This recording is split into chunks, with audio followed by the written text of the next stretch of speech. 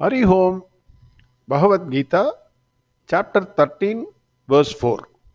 Kshetra Kshetranya Vibhaga Yoga. In the last verse, Bhagavan Krishna said, Hey Arjuna, I will tell you in brief 1. What is Kshetra? 2. What is its nature? 3. What are the modifications of it? 4. From what it has come?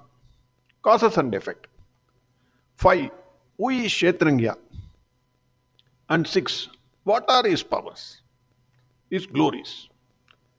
Yesterday, while going through that verse, we saw the word samasena. That means very briefly. I want to share one incident. During the last Ekadashi day, I had the opportunity to recite the entire Bhagavad Gita with hundreds of people. It took nearly 3 hours to recite the entire Bhagavad Gita with 2 breaks. So you can easily understand how this Bhagavad Gita could have been taught to Arjuna in a battlefield. So Bhagavan must have taken only 2 hours.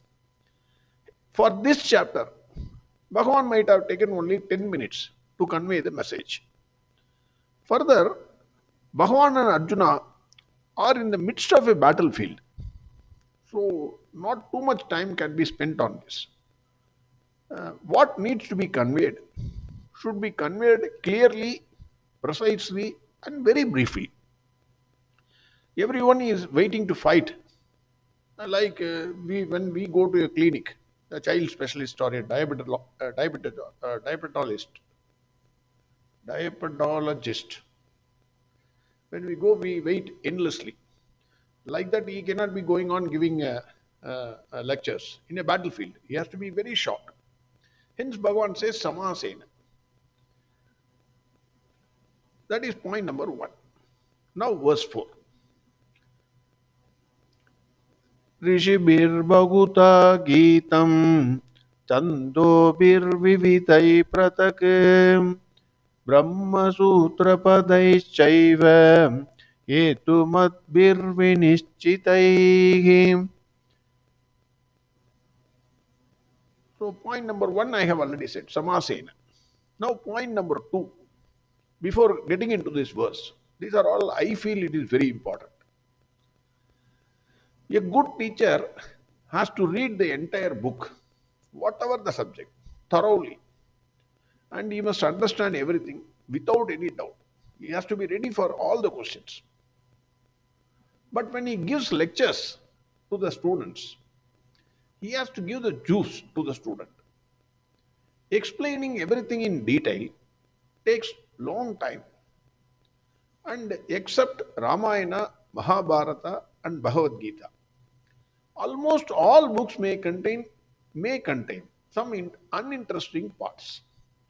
So everything may not be interesting. Sometimes it may be boring also. So that is the point number 2. Point number 3, it has no connection with the previous, whatever I said. Bhagavatam consists of approximately 18,000 slokas. Narayaniyam, the juice of Bhagavatam, contains only 1036 slokas. So the juice, it has been given in a juice form, Narayaniyam. Then 4, eating sugarcane and enjoying it is very difficult. But if it is pressed under a machine with some ginger, sugarcane juice, 1 full glass, 20 rupees, in a few minutes you can drink. To eat the entire sugarcane, your teeth must be strong. Nowadays I doubt whether our present day's children teeth is strong. And they will not enjoy that also, because you have to bite and chew it for a long time to get a few drops of juice. Those days we used to do it. Nowadays I also can't, I am not doing it. Similarly, to read Vedas also, your teeth must be strong. In Tamil there is a saying, Pal ponal sol pochu. That means if you don't have the teeth, you can't pronounce properly. The one with the teeth, for example, if he wants to call me in Tamil, he may say, "Dey Radha inga vada." But one without teeth may pronounce it as the dada, the gavada. So it cannot be pronounced properly. I've said many a times, in Sanskrit, pronunciation is important, unlike English. If I pronounce it in wrongly English, that can be understood. But in Sanskrit, if I pronounce it wrongly, then the meaning itself will be different. Teeth is important for Vedas and for eating sugarcane. Then eating sugarcane needs a lot of time. Entire sugarcane, if you want to eat, it will take even a day. Similarly, reading Vedas and to understand them also takes time. You must have commitment for minimum 12 years for reading one portion of a Veda. 12 years from morning 4 a.m. till 9 p.m. So that much long hours the Pandits are spending. Hence, Bhagwan decided to give Arjuna, the modern man, juice of the Vedas. That is another point. The next one is presidential value. We are thinking it is only British who introduced this system in our courts. When you go to a court, the judge will ask, are there any precedents for this case? Mr. Lawyer, you tell me. Then the lawyer cites certain judgments. He quotes the authoritative books. Finally, he submits, my lord, this issue on identical facts is covered by a three-judge bench of Supreme Court and is binding on this court. He will say that. Immediately, the judge will say, writ petition is allowed in view of so and so judgment. Hence, no one can deviate from the already well settled principles even today. These are all very important for understanding this verse. That is why I am saying all these things. Arjuna might have had doubts whether what Krishna is saying is the truth or not, whether it has got precedential value. Hence, Bhagavan says, what he is saying is not his own interpretation, but it has authority of the rishis, Vedas, and Brahma Sutras. In this verse, Bhagavan says, Hey Arjuna, Rishivir Bhaguta Gitam. What I am going to say, it has been sung by the rishis in many different ways. Rishibir Bhaguta Gitam. Chandobir Vivitai Pratak. Brahma Sutra Padaschaiva. We all know the saying is Gayatri Chandatam Mata. Gayatri is the mother of Chandas, that meter. She is the mother. So Bhagavan says, Chandobir Vivitai Pratak. Even in Chandas, Vedas, it has been given. Bhagavan says, this is said in different places in Vedas and also in Brahma Sutras. So what I am going to say, don't think I am going to give you a new interpretation of everything. What I am saying is, it has a precedential value. It is sung by the rishis, and it is in the Vedas. It is there in the Brahma Sutras. I am unfortunately, most of us, I am sorry to say this, we remain fools because we think that only when it is in the book form, printed matter, we believe. You show me some authority, immediately we say. We don't believe what has been said, heard, etc. That is why we believe everything that is foreign. We are brainwashed in such a way that everything that is printed in printed form is true. Otherwise, it is not true. But we fail to understand and appreciate millions of years back, there was no printing press, or even 2000 years back. Printing press is of very, very recent. All the four Vedas till today is taught without any book. Books on Vedas are of recent introduction. In Tamil, Vedas are called Eluda Kilavi, unwritten verses. It will be taught by a teacher, and the students have to carefully hear and then repeat. The student has to have 100% attention. Otherwise, he can't pronounce it. He can't memorize it. It has to be repeated several times to memorize. So this is, even today, it is still practiced in many ashrams without books. Even Saint Thiruvalluvar says, Selvathul Selvam Savichelvam, Achelvam Selvathul Ellam Thalai. Meaning, of all the wealth that one has acquired, the one which is acquired by hearing is the best or the highest wealth.